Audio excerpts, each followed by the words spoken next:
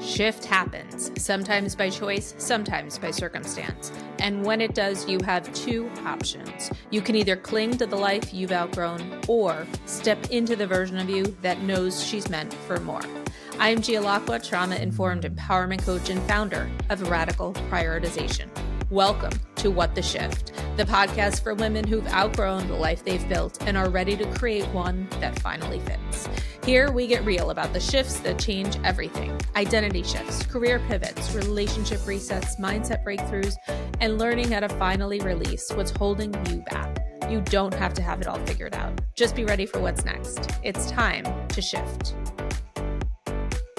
If you feel like life is shifting, you're in the right place. I'm Gia Lacqua, and welcome to What the Shift. Today, I am so excited to introduce you to Nada Nasserdeen. She's the founder and CEO of Rise Up For You, #1 bestselling author, leadership and career confidence coach, and a 2-time TEDx motivational speaker. With over 10 years of experience as a college professor and former top executive for an education corporation, Nada understands the importance of fusing education, empowerment, and leadership together as she works with her clients and speaks to audiences worldwide.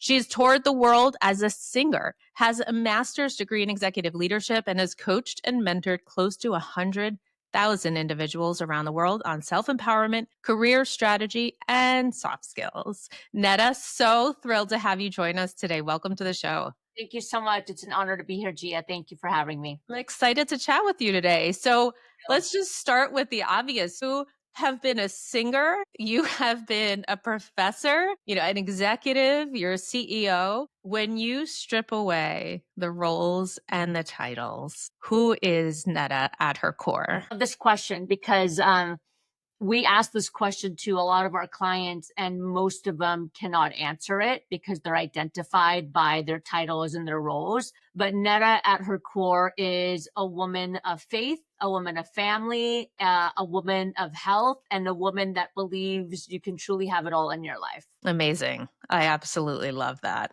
So you've had quite a career journey, and now your focus is on leadership. And I love how you talk about the focus being soft skills.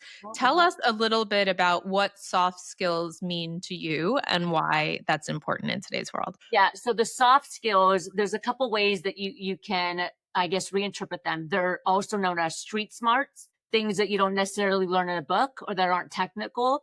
They're also known as human skills. But at the core, soft skills are all the skills that have to do with how you are aware within yourself, how you manage your behaviors, how you're able to influence others, and how you're able to build relationships with others. So basically, everything that we need in life to be successful is contingent upon soft skills. 80% of your success is because of soft skills, whether you have them or not. And 75% of careers are derailed because of a lack of soft skills. So the technical skills are all the industry skills that you need, depending on the industry and the topic that you're working with. And the soft skills are all the things that make you human, that help you be seen, be heard, and be relevant. Love that. And I guess the obvious question that I have is, why are we still calling them soft skills, right? Like, if you could rename it, what would you call them? Success skills. Yeah.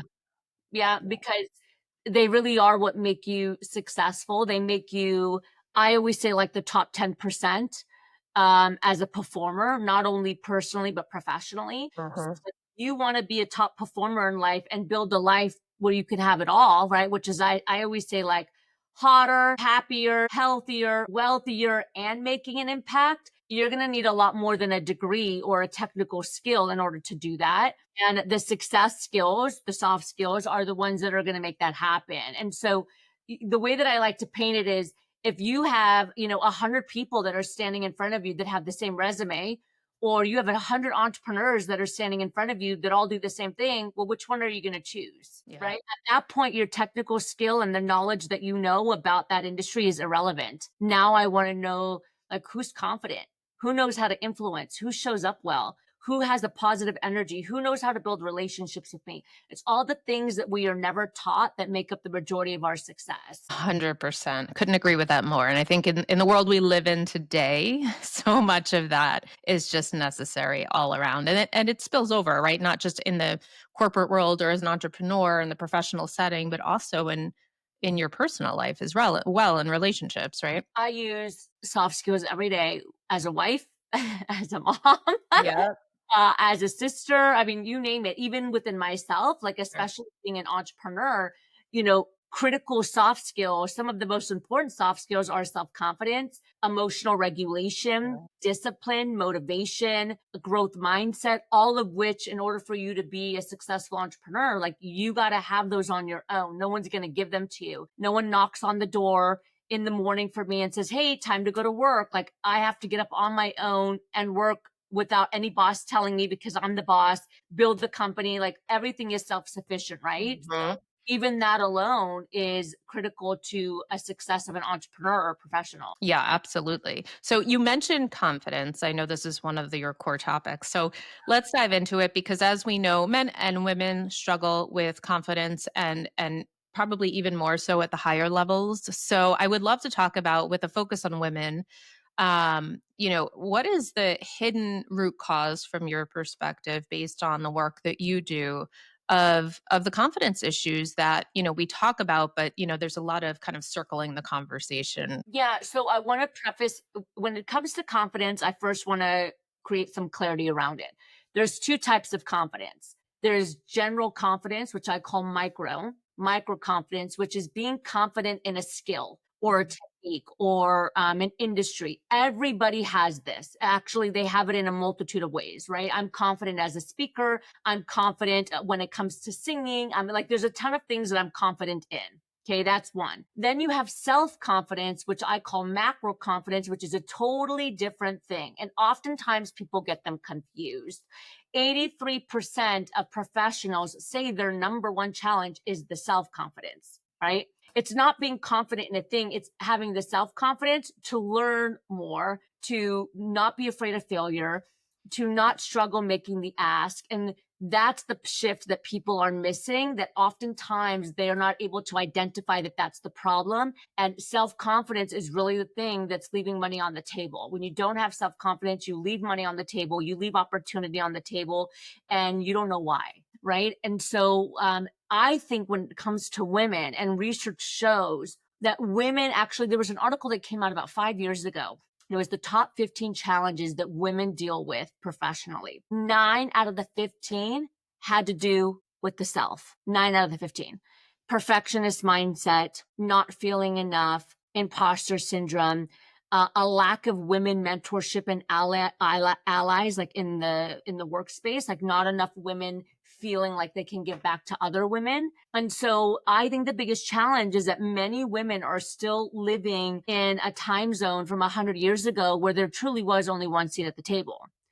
And we're still programmed in that same way. And so there's a lot of women that do not support other women, or that are functioning in a scarcity mindset because they believe that they have to fight to get to their spot. And it's just not like that anymore. And I'm speaking generally. Of course, there's some companies and some countries which you do have to fight as a woman, but in first world countries and in North America and, overseas in the UK, like, that's not as common anymore. Sure. So a lot of women struggle with these self-confidence factors, and they're also tend to nurture more, and they tend to like to people please a lot more. And people pleasing is a confidence crusher. Interesting. So, confidence, I love how you describe the micro and the macro because I guess a different way of saying that, something I hear a lot is, yeah, when I look at my credentials and what I've accomplished on paper, on my resume or on LinkedIn, I know it's a lot. I know I should be confident in what I can do, what I'm capable of. But there's that emotional disconnect of what you're describing as that self confidence at the macro Well, level. it goes back to the very first question you asked me. If I were to take your title, all of your certificates away, all of the industry accomplishment, if I were to take all that away from you, who are you and what do you stand for? And do you believe in your worth as an individual? Yes. And most individuals don't know, and they don't know what their worth is, and they don't feel enough. I mean, look at how many people that have accomplished thing after thing after thing. And no matter what they accomplish, they still don't feel successful, right? Even though they have all the confidence in these things, they still Mhm. don't feel successful. Look how many individuals that you know that struggle with self promotion. Like they crush it at work or with their company, but to get them to Yep. stand up and brag about themselves in a humble way is like, oh my gosh, scary monster. Don't make me talk about myself. Absolutely. All of these things are impacting us and not the best way. And self confidence is one of the very first soft skills that we need in order to build the life that we're proud of. And not just professionally, also personally. How many successful women do you know that are in shitty relationships? Excuse my language, right? They don't have the self confidence and the worth to say, this isn't in alignment with me. This isn't going to work for me. And I need to step away, right? And how many successful women do you know that struggle with creating healthy boundaries? And so maybe they're crushing it with money, but they have no time for themselves and they've hit burnout because they're constantly saying yes because they don't want people to think badly or poorly of them. These are Yeah. just small examples, which Oh my are gosh, I love it. Netta, you're giving me the goosebumps because this is like the work that I do. I love it so much. So last year I conducted a national research study, and it turns out that, 69% of women that I surveyed, 750 working women across America, felt that they live in this never enough phenomenon. This idea that no matter how much I achieve, no matter how much I accomplish, it's never quite enough. We keep raising the bar, right? We hit that goal and then we're on to the next goal. We're on to the next project. We're on to the next hit of dopamine.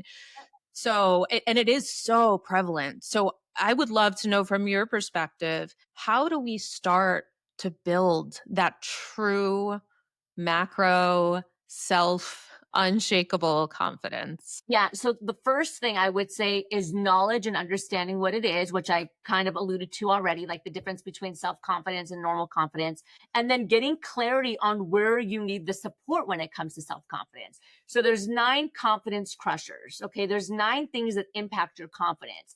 And so it's important to understand like what area of self confidence am I struggling with? And then how do I bridge that gap? And so actually, if you go to our website, riseoffood.com, and you click on free resources, there's the confidence quiz there that's free. And that confidence quiz assesses you in those 9 confidence crushers. Okay. That's the first step because we need to be able to identify, like, are you leaving money on the table because you struggle with self promotion?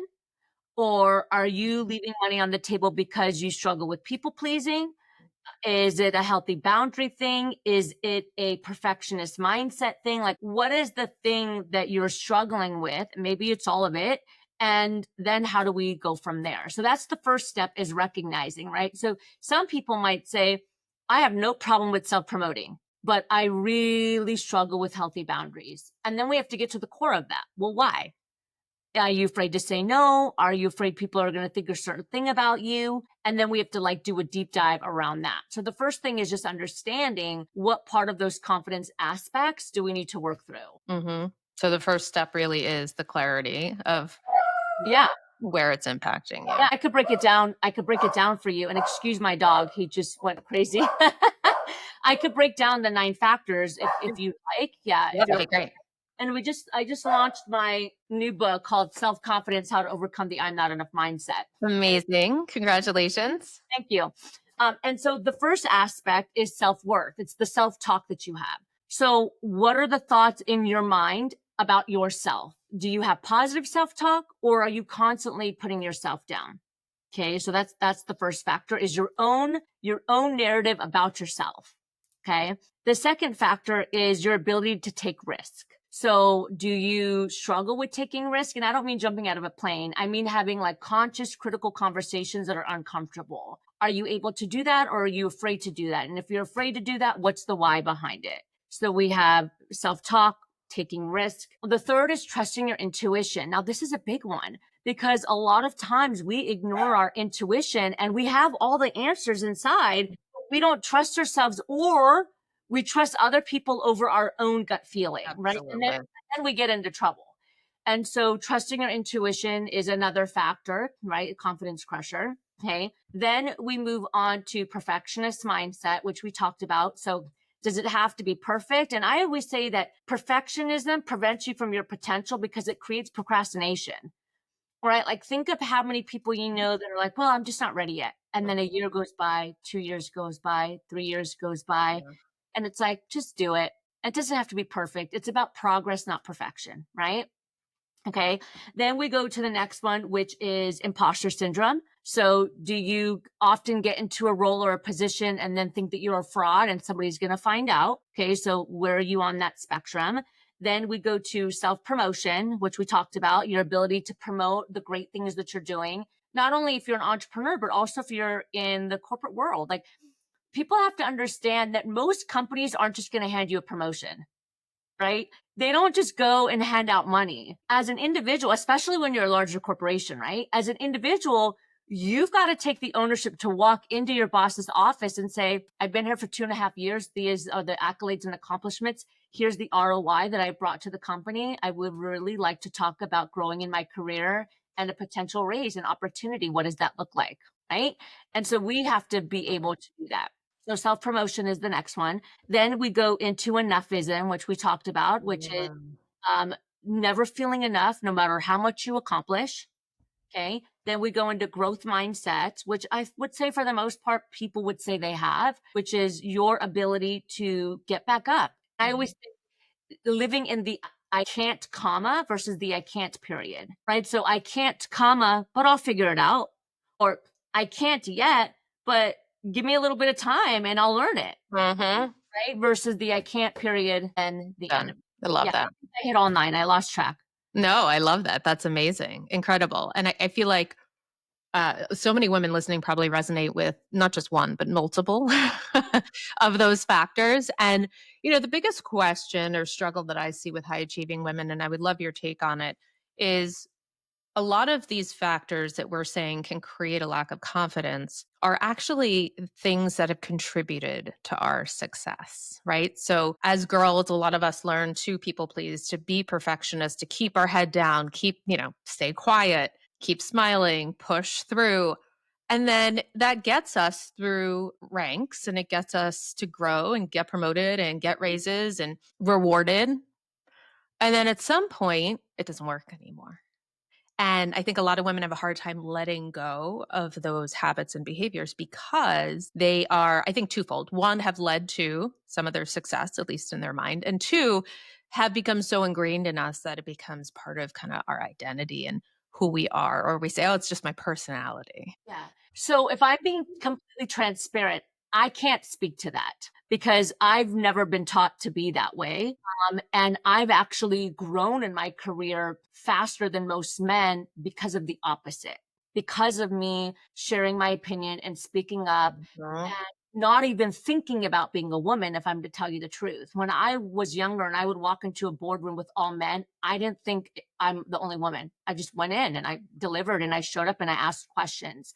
But I think where we get into trouble sometimes as women is that we think we need to overcompensate and then we use a lack of emotional intelligence in the communication process, right? And so just like for men, if a man is overly aggressive in his communication, it's a total turnoff. The same thing for a woman. If a Sure. woman is overly aggressive in communication and comes across hot in a room full of people, it's going to be a turnoff. And so I think the bigger challenge is that we haven't learned emotional intelligence and how to influence in a way that's going to serve us. And I think that's the piece that unfortunately we haven't been taught versus men or women. And men can get away with it a little bit more.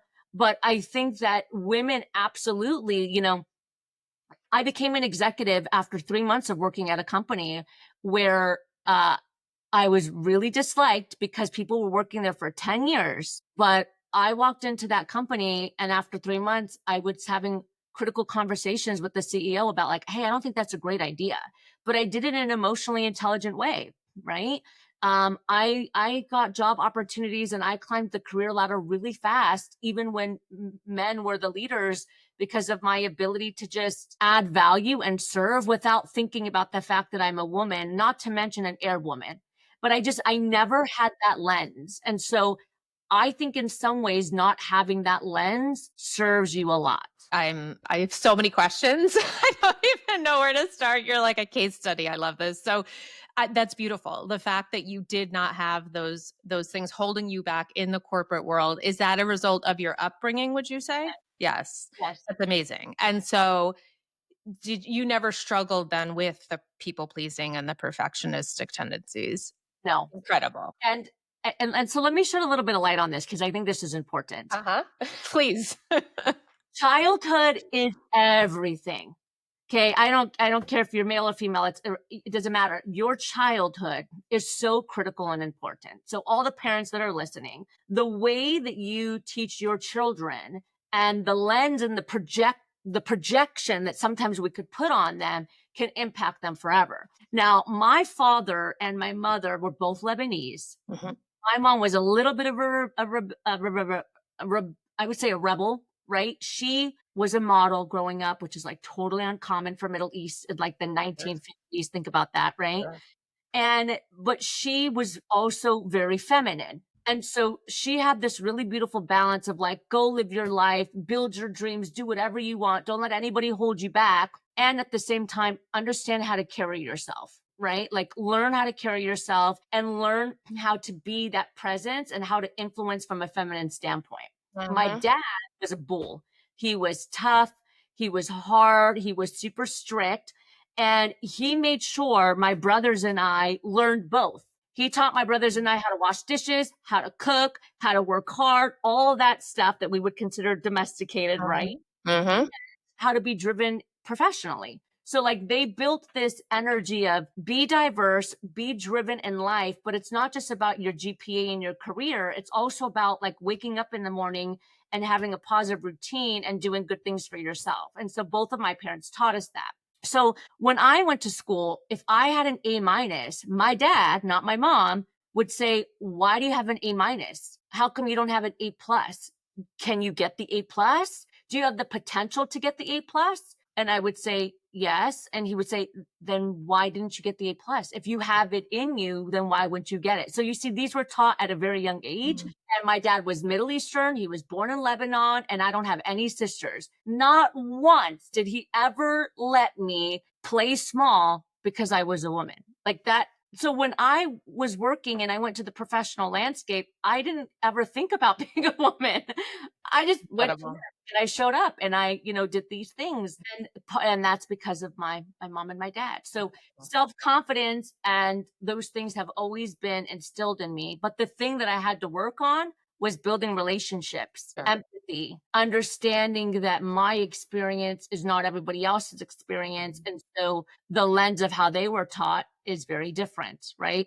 There are a lot of women that were taught to play small. There's a lot of people that were taught to play small. But my personal experience as a woman and a woman that's a minority, I did not have that. I love that. I love that. That's absolutely incredible. Thank you for sharing that. I think it gives some great perspective, and the fact that you weren't afraid to use your voice, and the afraid that, the fact that you were walking into boardrooms and didn't question why you were the only woman, or where should I sit because I'm the only woman in this room, right? So that's absolutely incredible, and how that served you. I do think in my corporate career, similar to what you said, is, saying the hard thing and being able to give people the brutal truth with a spoonful of sugar. The emotional intelligence of doing it diplomatically, professionally, in a coming from a genuine, caring place made all the difference, because there are a lot of people who are afraid to stand up, to speak up, to say, say what they need to say what needs to be said, especially when it's up the ladder or Yes. laterally, right?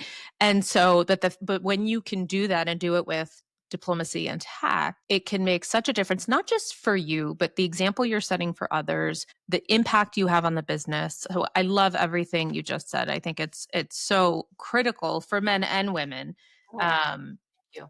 yeah, no, so important. And then the other thing you mentioned that really just jumped out to me is, the fact that a lot of high achieving women are settling and don't realize it is, if you don't have that confidence and that self-worth, the macro self-confidence, then where are we staying small? Sometimes it's career. And we're not, like you said, taking the risk and going for the next thing. Sometimes it is a relationship. We're settling because we think this is it or this is what we're capable or worthy of. And I love the question your father asked you, like, are you capable of more? And most often, not all the time, but most often the answer is yes, like, of course. Yeah. So how do we extract the potential out of ourselves and out of each other? Exactly, exactly. And I think, people a lot of times people will say, "Well, Netta, you're really driven in your career." And I say, "Actually, I'm just really driven in life Yeah. because I'm just thirsty to constantly grow and be my best." Now, I'm not attached to it, so God forbid if something were to happen or if I were to fail, then I'm like, "Okay, cool, that was research, let's keep going," Mhm. right? So, but I am constantly driven to push myself because the better I can be, the better I can serve, right? Like I always say that self care and self development is the greatest act of service because the healthier you are, the happier you are, the more you're growing in these soft skills and the more confident you are and the more emotional intelligent you are, your capacity to communicate and serve with others is an absolute game changer. Mhm. I think it's important for us to constantly push ourselves so that we never wake up and say like, I played small or I could Yeah. have done more. Yeah, or I wonder what would have happened if. If exactly. Yeah, 100%. So, Netta, what would you say to the woman listening who is struggling with self-confidence? What is one message you want her to hear, take away from today's episode? I would just say, you know what? I'm going to say what my mom used to tell me is like, you just got to get out of your own way because you already have enough people in the world that are telling you you can't do it. Like, don't add your own self to the list. Mhm. You have to be the one advocating because everybody else is going to try to fight and tear you down. And so if you teach people how to treat you, okay. And so if you are hard on yourself and you're struggling with self confidence, I promise you, your behaviors are going to be a walking billboard and people are going to start to treat you the exact same way. And so you got to be conscious enough to recognize that the way that you treat yourself, you're giving permission for other people to treat you the same. Yeah. I think it's true that we often get in our own way and don't realize it. And I love what you said about, not everybody is going to believe in you and support you and it has to start from within. And I also talk about this a lot is when we do go through shifts in life. Yeah. It's interesting how our biggest supporters are not always the people who are closest to us, but sometimes new Yeah. people in our network or community. Absolutely. Yeah. Absolutely. Love that. So, speaking of shifts, Netta, what would you say is, in your journey when you reflect, what would you say is the one shift that changed everything for you? Well, I would say, I've been talking however long this podcast is 30 minutes, this podcast has been going on. And it sounds a lot of like, oh, okay, easy for you to say, Netta, like, you run this business, blah, blah, blah. But I mean, my shift was when I lost everything. I was a corporate executive, as I mentioned. Mhm. I moved out of the country to get married. And on the first day of our honeymoon, my husband said he wanted a divorce. So instantly overnight, I lost everything. Not only the title, not only the role, but the house, the car, the money, everything. I went from six figures to two luggage and $100. My dad just passed away. He had 6 heart attacks. He was like the number one man in my life. I came back to California completely like shattered, not knowing what was going to happen. And he came to me in my dream and he said, everything you need is inside of you. You just have to rise up for you. That was the shift. That's the company I built, Rise Up For You. I didn't know anything about business. I didn't know anything about entrepreneurship. And I just kept hearing, rise up for you, rise up for you. And so I just started building Rise Up For You. Wow. 3 months later, my mother was diagnosed with stage 4 cancer. And 9 months later, she died. So I'm 31 years old, lost both of my parents, who were the most incredible people in my life, going through a divorce, lost all my money. I was buying groceries at the 99-cent store. And all I had was just the belief in myself and Rise Up For You, the title. And I just started building. I built from the bottom up. And today the company is in over 50 countries. It's a 7-figure business. I have an awesome team throughout North America. But all of that came because of the belief and betting on me. Right? Like nobody came to my door and said, here's a check. How can we help you out? Like none of that happened. I had to wake up in the morning in an empty house and say, all right, Netta, you have yourself. You got to do it. And that's exactly what I did. And anybody can do it. but you just have to have that unshakable self-confidence. Unbelievable. What an incredible, incredible story. The self-belief and also what you talked about earlier is the intuition and learning to trust yourself, to listen to that inner voice and give yourself permission to do it. Because I think so many of us have these, what we call crazy or wild ideas, and then we dismiss them automatically because they don't sound smart or reasonable at first. Yep. And so we kind of, put them to the side. You listen to that voice, you listen to that message, you listen to your inner knowing, and you ran with it, not knowing that Rise Up for You would be the incredible company it is today. Yes. Thank Right? you.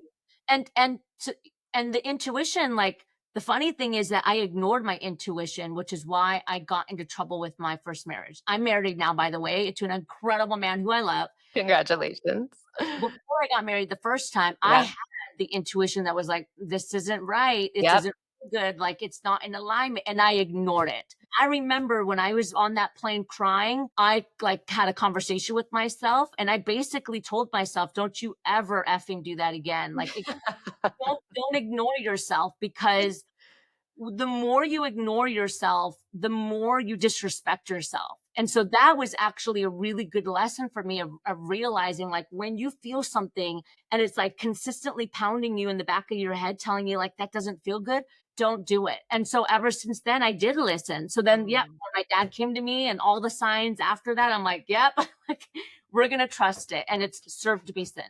Incredible. It's funny that as you're saying that, I'm running through my own mind an experience when I was 23 and called off an engagement, similar to what you said, that conversation with yourself. My conversation was more like, I knew it. I told you. You didn't listen. You didn't believe me. And then it's interesting how that evolves over time because you still are struggling to listen to yourself and believe in yourself, but eventually it just becomes too loud. Absolutely. Absolutely. I love that. Nada, thank you so much for being here, for sharing your insights, your story, and your expertise. It's been an absolute pleasure having you on the show. Thank you so much. Tell us, where can our listeners find you and purchase copies of your books? Thank you. So the company is called Rise Up For You. Our social media is just that, super simple. So we're very active on YouTube, Instagram, and LinkedIn. And then again, as mentioned, if you go to riseupforyou.com and you want to grab that confidence quiz, it's totally free. Just click the free resource tab. And then I would love for you to connect with me as well at Nada Lena Nasserdeen. I'm sure you can type out my full name in the show notes. Yes. And I run my own social media. So if you send me a message on LinkedIn or Instagram, that's where I'm active, then I will be the one responding to you, not a bot. And you can find the book on Amazon, on our website. It's anywhere. Incredible. Thank you again, Nada. This has been such a pleasure having you here. Thank you so much. Thanks, everyone, for tuning in. We'll see you next week. Now go make shift happen. Take care. All right, Shifter, that's a wrap on today's episode of What the Shift. But here's the thing. Awareness is just the first step. The real shift happens when you decide to do something with it. So before you go back to business as usual, ask yourself, what is one thing you are done carrying? What's one shift you're ready to make? And if this episode hit home, don't keep it to yourself.